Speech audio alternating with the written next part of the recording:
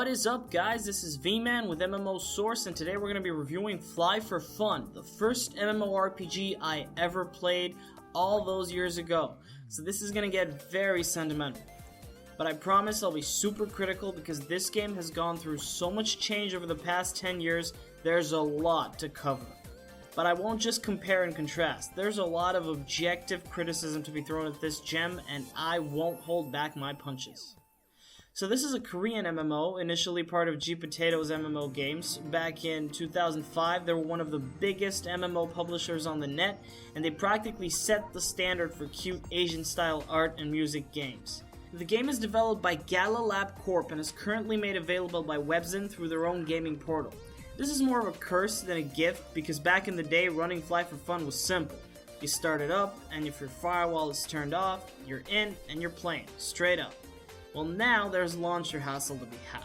In addition to that, the game's engine seems to have gotten less and less Windows friendly with each passing version, which is ironic considering this is a Windows only game. Now let's dive into the gameplay.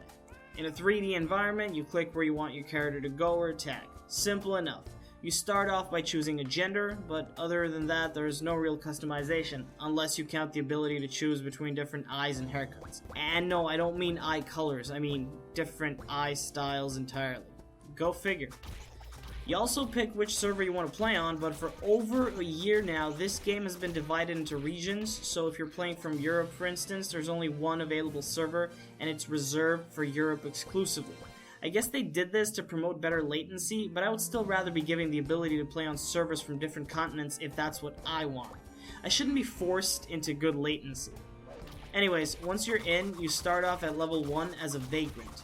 You work your way to level 15 to choose your first class, then at level 60, that class branches off into one of two possible choices. There's also the advanced ability to reset your character at level 130 back to 60, which unlocks the ability to level to 150. It's an MMO, of course the leveling system isn't going to make any sense, just you get used to it. But it is well worth it. FlyFF is one of those games where unlocking a single ability feels like you've won the lottery.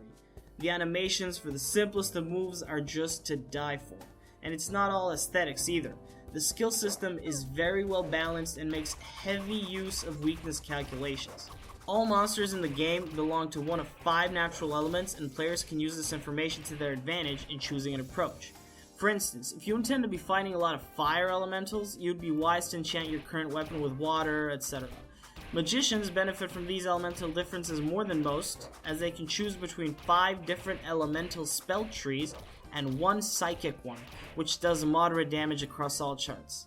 I remember back in the day, the funnest part of figuring out your character was finding a cool combinations of stats and skills to exploit the damage mathematics to pack the strongest punch. And it wasn't about cheating either. The developers want you to have fun.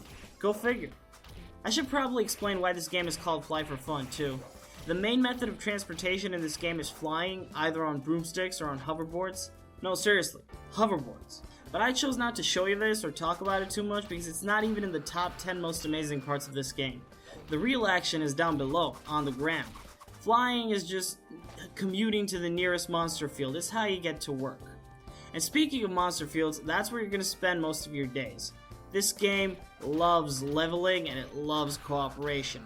Also, it's a proven mathematical fact that the best way to play this game is in pairs. Meaning, you get a buddy to follow you around and heal you while you kill horde after horde of rampaging monsters.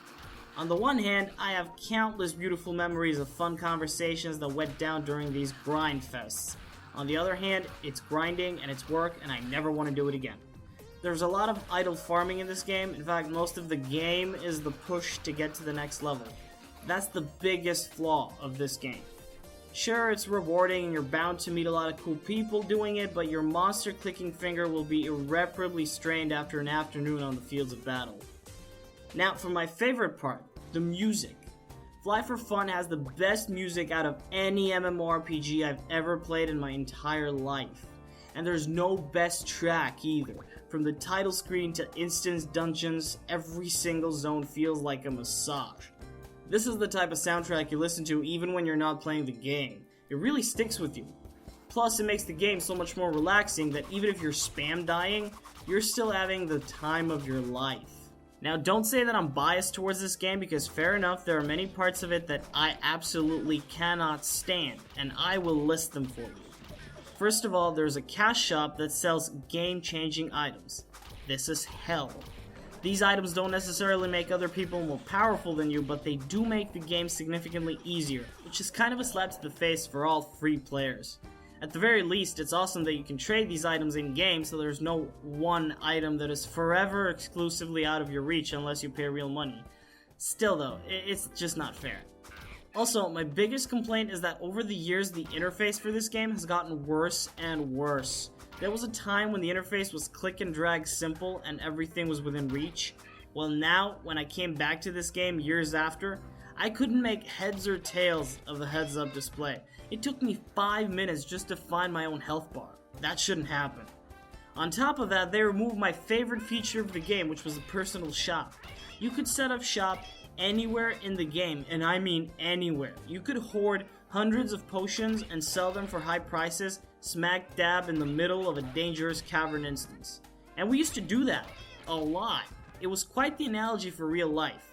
Well, now that's out the window. You can only set up shop in a designated market area. Boring.